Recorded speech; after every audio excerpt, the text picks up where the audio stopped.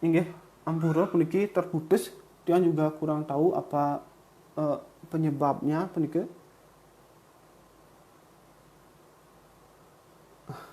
Semua Pak Guna sampun mewali bergabung puniki tiang taler tanuning pun api sebabnya nike. Nah, tiang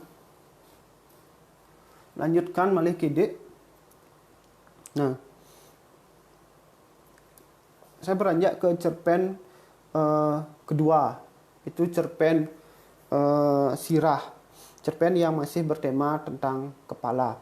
Jadi pada cerpen sirah kita benar-benar dihadapkan pada dunia yang abnormal seperti itu, dunia yang surrealis, yang sangat imajinatif dan imajiner. Kita perlu banyak menguras tenaga untuk membayangkan manusia yang digambarkan di dalam cerpen ini oleh Ida Bagus Widya Sekniten atau oleh si pencerita. Di dalam cerpen sirah ini pencerita luar cerita mengisahkan seorang yang bernama Bape Ketut yang dipenggal kepalanya, lalu tapi masih bisa melihat kepalanya terjatuh seperti itu. Dia mengambil kepalanya lalu memasangnya kembali. Kepalanya hadap belakang dan Bapak Ketut berjalan ke depan seperti itu dengan membelakangi pandangan. Nah, pada adegan yang lain ada juga yang bernama Bapak Gede seperti itu. Bapak Gede juga demi mendapatkan kehormatan seperti yang didapatkan oleh Bapak Ketut pasca kepalanya terlepas dan terpasang terbalik itu, Bapak Gede juga memotong kepalanya sendiri. Dan karena tidak dapat mengambil kepalanya itu, istrinya lah yang memasang kepalanya. Namun kepalanya itu menghadap ke samping, tapi masih hidup.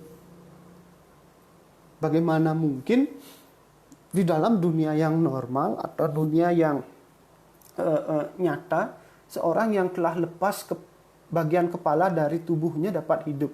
Nah, dan ketika dipasang lagi berbeda arah, tetap masih bisa berjalan normal seperti itu. Nah, ini sangat absurd sekali cerpen dari Ida Bagus Widya Sekniten ini, sangat sulit dipahami, tapi di sini saya berusaha untuk memaknai maksud dari cerpen sirah ini seperti itu. Mungkin teman-teman ada Alit Jule yang juga bergabung sudah membaca cerpen Ida Bagus Widya Sekniten ini. Apa yang menjadi keunggulan dari cerpen sirah ini? Di dalam keabsurdannya, di dalam ketidaknormalannya, cerpen ini mampu menggambarkan persaingan dunia kerja perkantoran yang begitu gila kekuasaan, gila hormat, siasat, dan kelicikan-kelicikan. Kepala ini kerap kita di dalam perkantoran merupakan suatu jabatan yang penting. Nah, Ida Bagus Widya Sekniten di dalam cerpennya ini mengganti dengan sirah seperti itu. Mengganti kepala itu menjadi sirah. Sesukat sirah Bapak Ketut maaf kuri kata dia. Banyak sekali yang gila hormat dan menghormatinya. Apa sebenarnya yang dimaksud itu? Dan ada dua fenomena kepala yang terbalik, ada yang satu menghadap ke belakang, ada satu yang menghadap ke samping seperti itu. Jadi ini persoalan yang penting untuk ditafsirkan, untuk dimaknai seperti itu. Nah, saya lanjutkan lagi. Nah, apa yang menjadi kelemahan dalam cerpen ini? cerpen dalam cerpen sirah ini, pencerita luar cerita banyak menggunakan bahasa-bahasa konotasi yang kiranya memerlukan pembacaan tingkat kedua untuk memahami cerpen ini.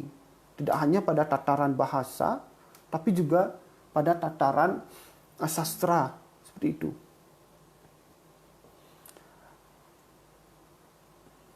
Nah, kelemahan lainnya yang menurut saya akan timbul kebingungan, seperti kata saya di awal tadi. Bagi pembaca sastra pemula, misalnya, saya pun juga pemula ya,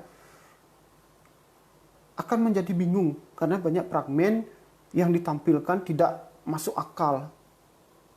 Maka solusi yang bisa diberikan adalah cara berpikir yang tidak masuk akal juga, seperti itu.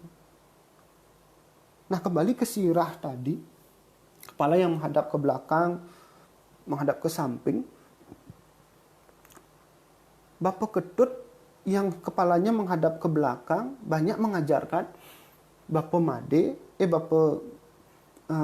Gede yang kepalanya menghadap ke samping untuk membuat laporan palsu, laporan fiktif, seperti itu. Perlu belajar mapi-mapi, itu seperti mapi midap, mapi mecek, mapi becek, mapi alap. Itu yang diajarkan oleh Bapak Ketut kepada Bapak Gede agar bisa dilaksanakan dan dihormati dalam dunia kerja. Nah, ada juga yang diajarkan atau sentilan yang penting itu adalah apang bisa mecek manggis, seperti itu. Ini suatu persoalan yang kerap kali terjadi dalam memperoleh jabatan di perkantoran. Mecek manggis, ini suatu istilah khas Bali ya, mecek manggis. Apang bisa mecek manggis, atau dalam bahasa kekiniannya semacam penjilat itu bermuka dua, atau apa mungkin nanti kita bahas lagi. Nah, di bagian lainnya juga Bapak Ketut ini mengajarkan Bapak Gede untuk bisa membuat laporan palsu, laporan ganda, laporan olok-olok, dan laporan mesesari, seperti itu. Ini bagian nyata yang terjadi di dalam dunia instansi, seperti itu. Mungkin terjadi karena tidak jarang juga instansi ada yang tidak seperti itu, seperti yang digambarkan dalam cerpen ini. Nah, bagian yang mecek manggis itu seperti ini katanya. Wikan wantah nenten kekawian nomor kalih wantah wikan mecek manggis nenten mangda manggis punika majang ring sangga ngamel keputusan. Mangda becek manggis punika majang ring sangamel keputusan gitu. Jadi manggis ini agar bagus katanya bisa dipercaya oleh sang pengambil keputusan. Ini menjadi penting cerpen ini, meskipun dia dalam keadaan yang surrealis seperti itu. Nah,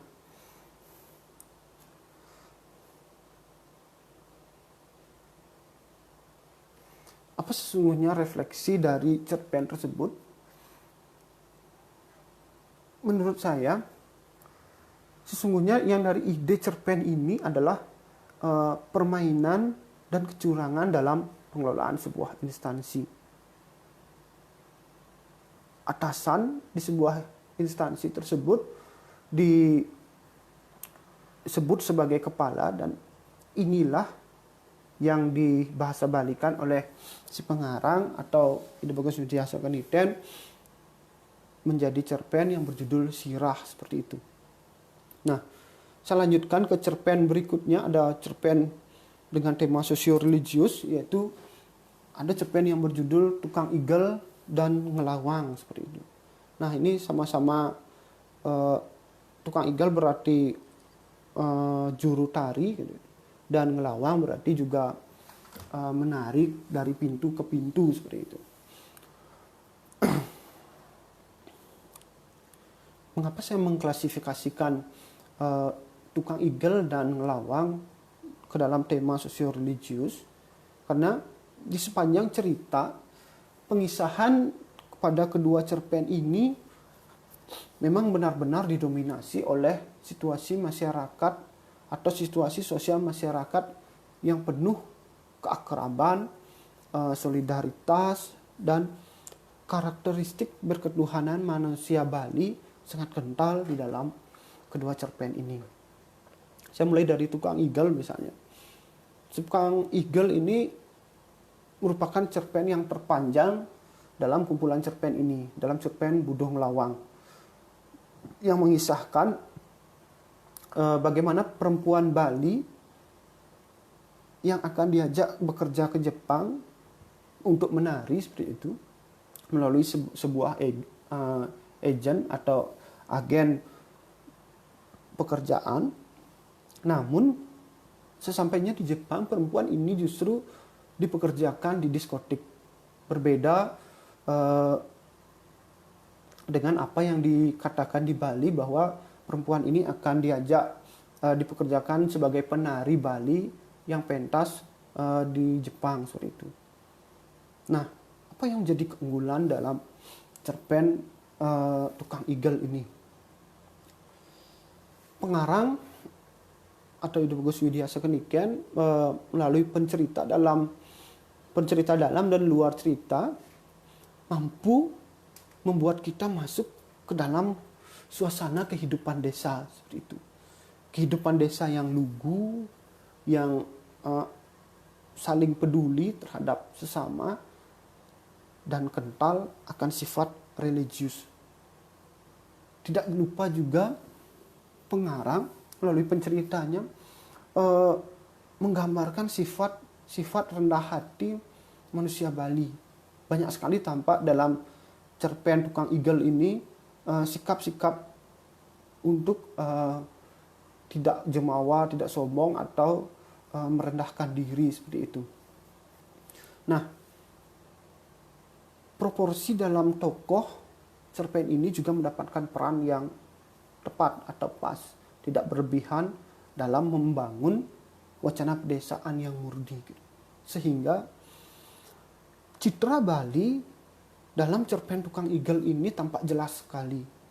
Bagaimana keakraban, bagaimana kebersahajaan orang Bali terhadap orang luar atau sesama orang Balinya. Ini juga tampak jelas dalam cerpen Ide Bagus Widya Sekeniken ini. Nah, apa yang menjadi kelemahan cerpen ini? Menurut saya, cerpen ini terlalu banyak memberikan perbandingan antara budaya Bali dengan budaya Jepang. Karena terlalu banyak perbandingan, misalnya di Jepang bersih, di Bali kotor, misalnya di Jepang maju teknologinya, di Bali belum, seperti itu. Ini terkesan bertele-tele dalam cerpen ini. Itu seolah-olah membosankan di dalam pertengahan cerpen. Nah, di dalam cerpen ini juga mengisahkan seorang gadis Bali yang ditipu, diajak ke Jepang dan dipekerjakan di diskotik di Jepang seperti itu. Nah, ini apakah ini fiktif belaka dari dunia imajinernya Ide Bagus Widya Sekeniken dari pengarang, atau memang ada fakta semacam ini? Saya belum sempat menelusuri fenomena ini atau fragmen ini yang terdapat di dalam cerpen ini. Tapi fragmen ini penting sebagai pembelajaran untuk tidak tertimpa musibah seperti yang dirasakan oleh perempuan Bali dalam cerpen ini. Nah, yang menjadi kelemahan dalam cerpen ini juga adalah ada beberapa tokoh yang hilang begitu saja. tidak diceritakan lagi entah kemana tokoh tersebut. Misalnya saja ada seorang perempuan yang juga bersama penari Bali ini, 2 orang penari Bali yang datang ke diskotik, yang datang ke Jepang dan dipekerjakan di diskotik. Hanya satu tokoh yang diceritakan ketika sampai di diskotik, yang satunya hilang. Dan beberapa tokoh-tokoh lain sebelumnya lagi banyak yang hilang-hilang tanpa diakhiri seperti itu, atau tanpa adanya pemindahan pusat penceritaan seperti itu. Jadi seolah-olah tokoh-tokoh ini menghilang begitu saja, lenyap di dalam satu cerita. Nah, di bagian ketika setelah latarnya berlatar di Jepang, ada kontradiksi antara gambaran tokoh Jepang dan perilaku yang diceritakan di dalam cerpen ini. Misalnya ketika si tokoh Luh atau yang sebagai penari ini dipekerjakan sebagai waitress. Si Luh ini atau si tokoh perempuan ini menolak untuk melayani tokoh Jepang dalam menuang-nuangkan minuman di diskotik tersebut. Tapi dalam penceritaannya, tokoh Jepang itu digambarkan berkarakteristik yang galak, jahat, keras, dan sebagainya. Tapi ketika Luh ini, si penari ini, tidak mau menuangkan minuman, si tokoh Jepang ini justru hanya tidak sampai memaksa dengan keras, atau hanya komplain dengan ucapan saja. Nah, tidak ada pemaksaan yang lebih mendalam atau tindak pemaksaan atau kekerasan yang dialami Luh ini di dalam cerpen Tukang Igel ini.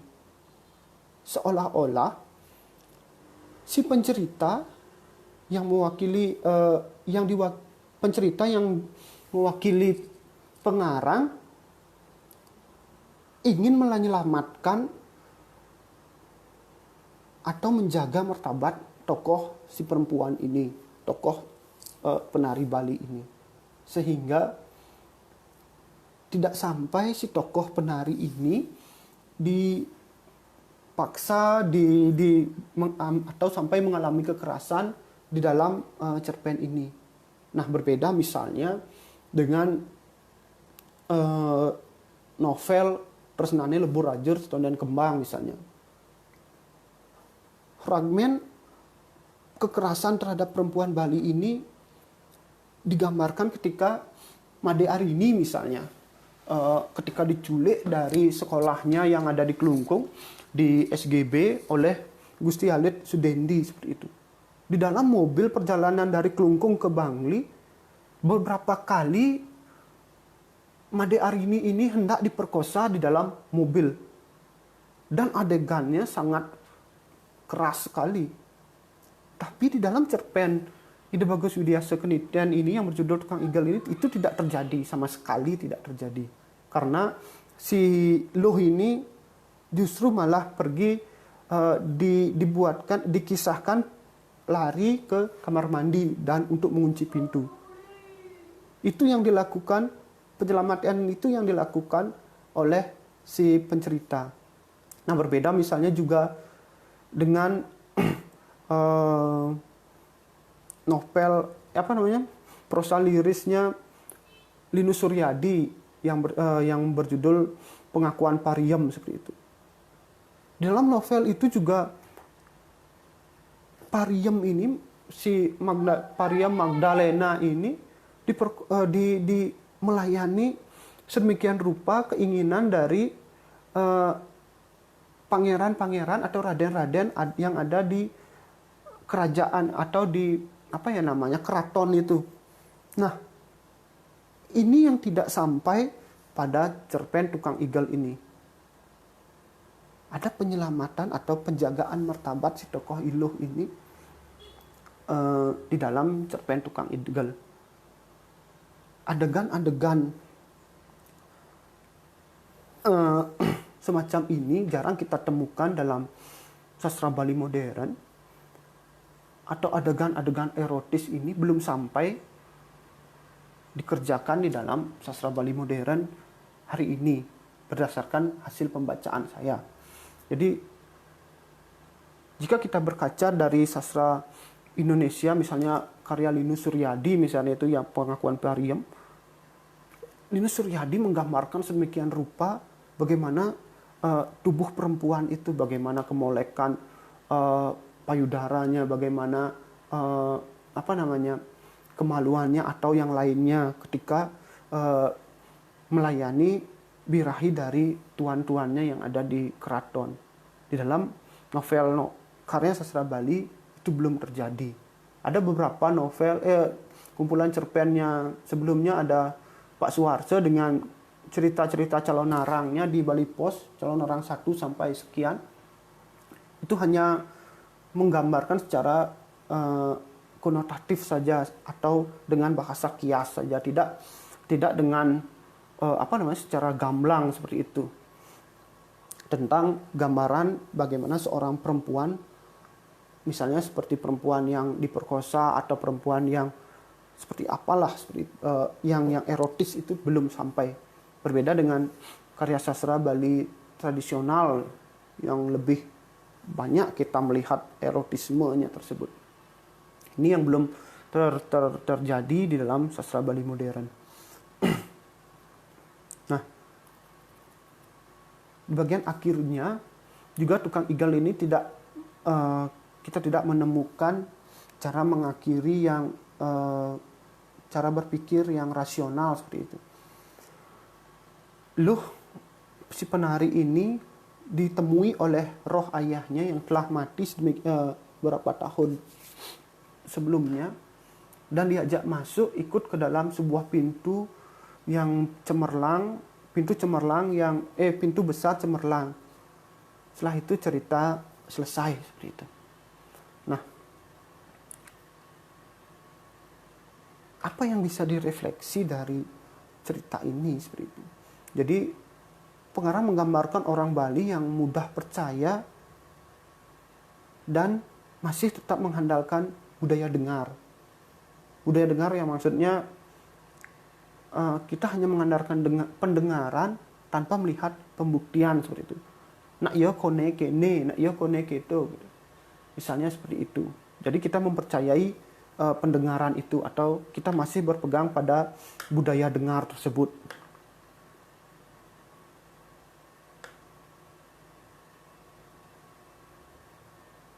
Nah, sebelum pengarang mengakhiri cerita bagian cerita Tukang Igel ini, pencerita memberikan pesan yang begitu kental, yaitu agar tidak mencemarkan Bali hanya karena uang seperti itu.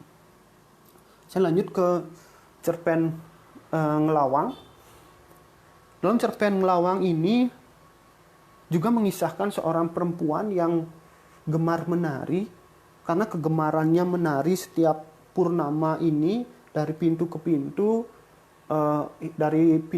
ke perempatan jalanan, persimpangan jalan, ada seorang lelaki muda yang juga ingin meniru laku dari mbok ini.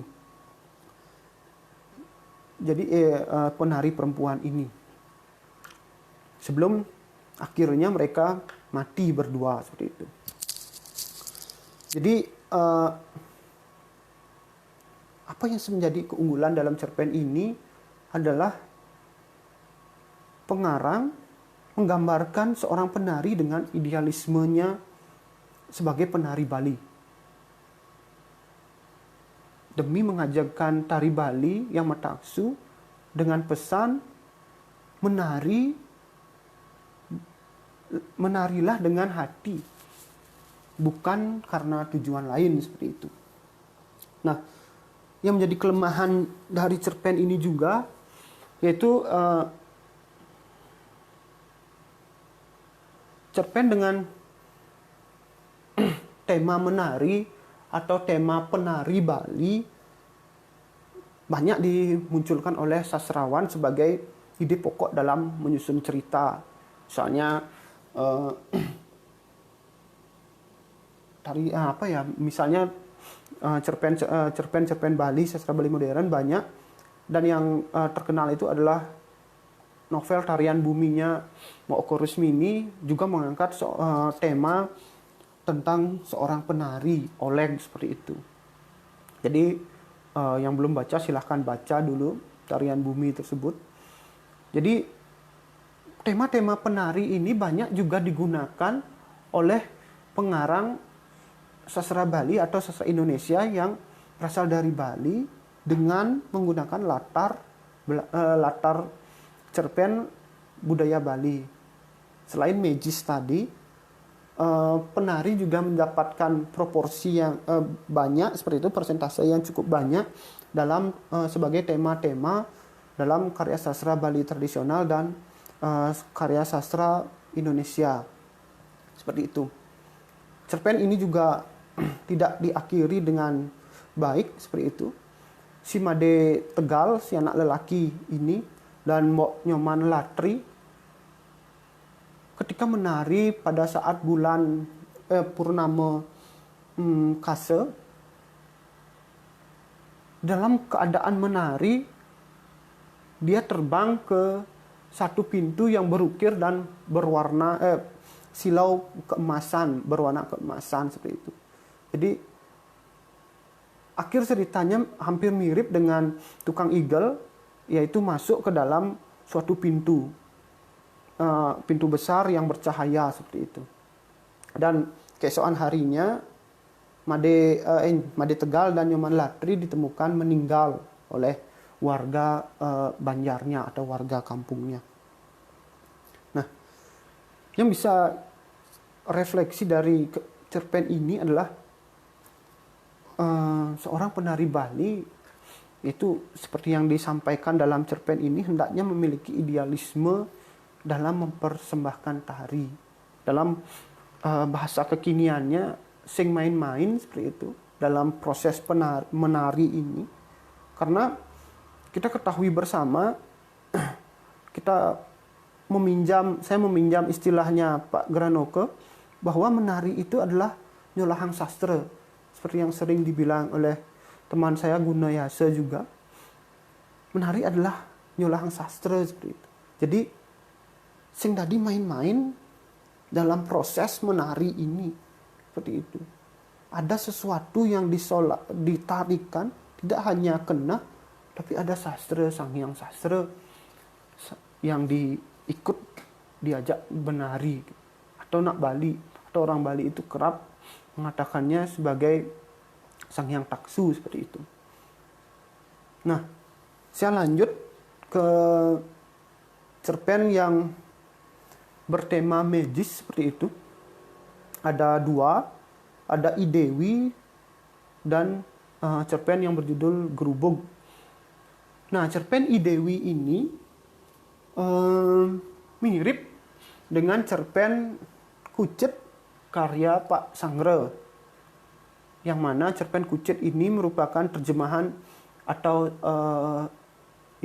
sastra terjemahan dari sastra Ceko dengan judul Tony seperti itu, karya dari Carol Kepok seperti itu. Nah, cerpen Dewi ini juga memiliki kemiripan dengan cerpen Malapetaka karya dari Putu Setia pada tahun berapa ya, itu sekitar tahun 90-an seperti itu. Jadi ada kemiripan seperti itu. Apa yang mirip dari cerpen Dewi ini dengan cerpen Kucet karya Pak Sangre, yaitu menggunakan babi sebagai topik pembicaraan dalam cerpen seperti itu. Idewi ini merupakan anak dari siapa namanya itu, ibunya itu, yang entah kenapa bisa berubah menjadi babi. Sedangkan di dalam cerpennya Pak Sangre, Kucit itu Kucitnya itu juga kalau tidak salah saya juga diberi nama Dewi atau siapa yang disayang layaknya manusia seperti itu. Jadi ada kemiripan tema, yaitu menggunakan babi sebagai ide pokok penceritaan di dalam suatu cerita. Sedangkan kemiripan dengan cerita Malapetaka karya Putu Setia itu adalah di mana orang-orang beramai ingin melihat manusia yang berubah menjadi hewan seperti itu. Di dalam cerpen Dewi, Idewi lah yang berubah menjadi babi. Nah, sedangkan di dalam cerpen Malapetaka ada seorang anak yang berubah menjadi buaya. Kemiripannya adalah orang-orang yang datang hendak melihat perubahan itu, atau yang konon manusia berubah menjadi hewan itu, dipunguti biaya seperti itu. Itu ada kemiripan-kemiripan semacam itu di dalam cerita. Nah, apa yang menjadi keunggulan atau kekuatan dari cerpen ini seperti itu? Yaitu suasana masyarakat yang digambarkan dalam cerpen ini, yang gemar mendalih kesalahan atau menjudge seseorang atau menghakimi seseorang, digambarkan begitu kuat. Seperti Idewi ini misalnya, dia dituduh atau didalih bisa ngeleak seperti itu karena dia berubah menjadi kucit. Nah, orang-orang ini tidak mau menolong ibu itu karena perubahan menjadi kucit, dan ingin kucit itu atau Idewi yang berubah menjadi babi ini dipotong-potong lalu dimasak seperti itu. Nah, suasana masyarakat yang gemar mendalih atau gemar menjudge sedemikian rupa ini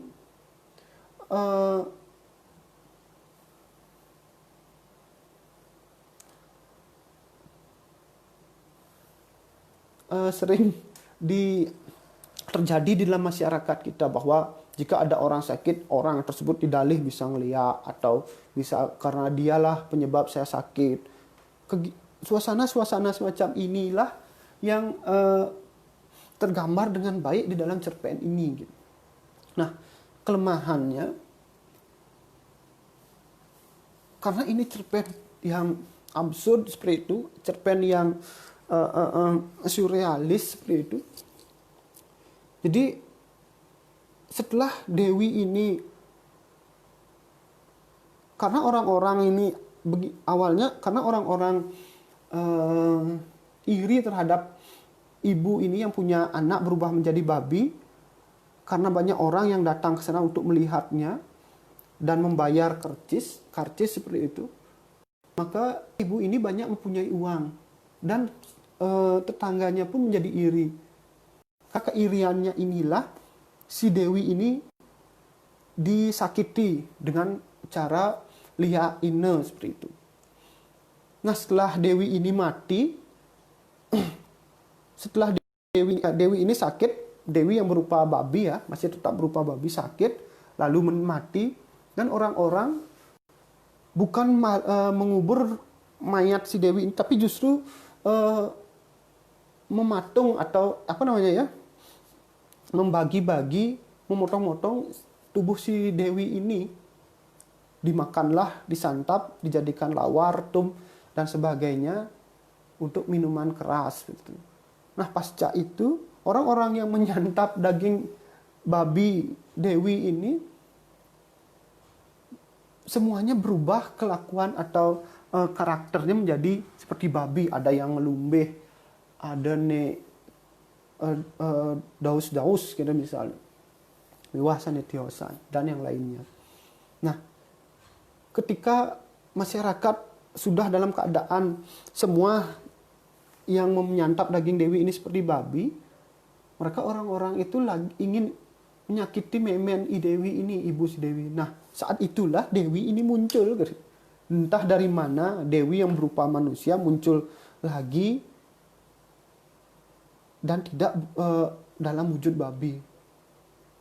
Tidak ada penjelasan oleh si pencerita luar cerita tentang babi itu adalah dewi atau memang dewi yang datang dengan gaib menyelamatkan ibunya. Ini semacam uh, kemejisan yang terjadi atau keabsurdan yang digambarkan oleh si pencerita. Tapi tidak ada detail bagaimana dewi itu datang kembali dalam wujud manusia kepada ibunya. Nah, refleksi dari cerpen ini, masyarakat Bali yang digambarkan dari cerpen ini murni sekali, masih bergelut dan akrab dengan hal-hal magis seperti itu. Akrab dan bergelut dengan dunia magis untuk menyakiti sesamanya. Itu yang tergambar kental sekali dalam cerpen Idewi ini. Nah, cerpen terakhir adalah Gerubuk. Sekali lagi, Gerubuk menampilkan suasana satire dalam kehidupan masyarakat Bali. Suasana keluarga dan suasana bebanjaran menjadi ide atau menjadi gambaran suasana yang begitu penting di dalam cerpen ini. Cerpen ini cukup jenaka di tengah keabsurdannya, di tengah keanehannya seperti itu. Emosi tokohnya jelas dalam membangun pertalian insiden demi insiden. Tidak ada satu tokoh yang ada tokoh-tokoh utama itu tidak ada yang hilang sedemikian rupa atau tidak digambarkan lagi. Namun di tengah keunggulannya tersebut, kelemahan cerpen ini justru pada bagian-bagian akhirnya sedikit tidak jelas seperti itu. Pembicaraan atau percakapannya, siapa yang berbicara seperti itu. Misalnya ada banyak percakapan kak tiang mati, kakin tiang masih mati. Ini tidak jelas siapa yang berbicara seperti itu. Tapi itu jelas menggambarkan situasi lingkungan bebanjaran yang saling sautin seperti itu, yang saling sahut menyahut seperti itu misalnya. Ini jelas, tapi percakapan antara siapa yang mengeluarkan ucapan itu yang tidak jelas seperti itu. Nah, ada sesuatu hal yang penting di dalam kejenakaannya dari cerpen ini seperti itu, yaitu penekanan untuk tidak mobab atau tidak jumawa seperti itu. Jumawa, sombong atau yang lainnya atau sejenisnya menjadi hal penting yang disampaikan dalam cerpen ini. Di keabsurdan atau kejenakaannya cerpen ini, dalam cerpen Gerubuk ini, siapapun yang mobab, berbohong, sombong atau jumawa tersebut langsung menerima akibatnya berupa kematian seperti itu. Ketika orang itu sudah dalam kematiannya, mungkin tidak dijelaskan di sini di cerpen, sudah tidak berjanji tidak mobab lagi atau bagaimana itu kasusnya, dia bisa hidup lagi. Dan itu terjadi berulang-ulang di dalam cerpen ini.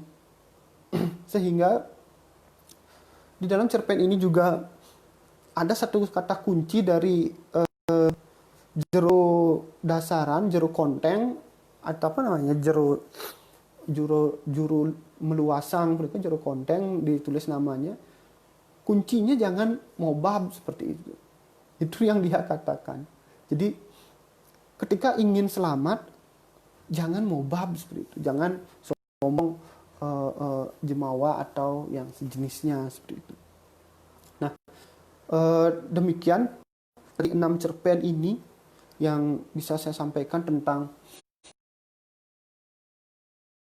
kelemahan atau keunggulannya. Jadi cerpen ini sangat menarik sebagai salah satu bentuk bentuk eksperimental karya sastra modern yang mungkin nantinya banyak digunakan atau diikuti seperti itu. Karena dalam karya sastra Indonesia misalnya melihat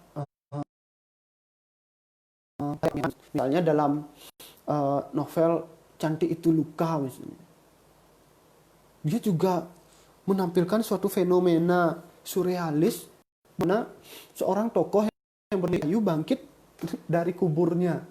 Itu suatu yang tidak mungkin lagi setelah 20 tahunan dikubur, dia bangkit lagi. Gaya-gaya semacam ini perlu di dalam, menurut saya, perlu di dalam sastra Bali modern.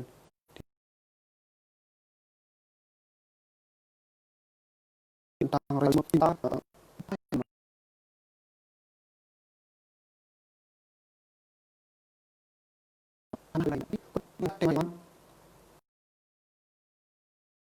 ya semacam ini.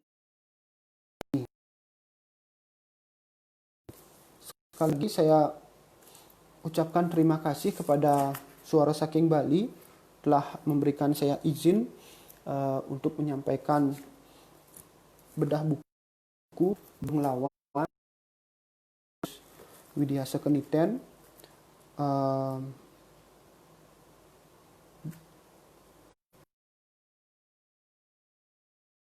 Aku sudah mendengar mirengan bedah puniki ampurayang pisan puniki untuk ketambatan lan keiwangan titiang maka belah menjadi bedah seperti itu. Jadi tentu pasti banyak ada kekurangan yang yang saya lakukan seperti itu, atau banyak kesalahan-kesalahan apa mungkin ya mohon dimaafkan.